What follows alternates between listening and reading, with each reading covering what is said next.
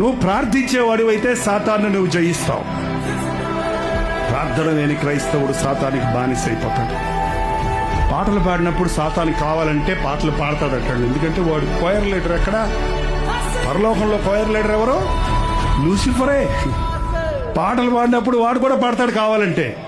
ప్రసంగాలు చేస్తున్నప్పుడు కావాలంటే రెఫరెన్స్లు అందిస్తాడు. ఎందుకంటే సైతానికి బైబిల్ అంతా బాగా తెలుసు. బైబిల్లోని భక్తులందరినీ ఎలా మోసగించాలా, ఎలా పడగొట్టాలా అన్నది ఆదాము హవ్వల దగ్గర నుండి వాడి పని అదే.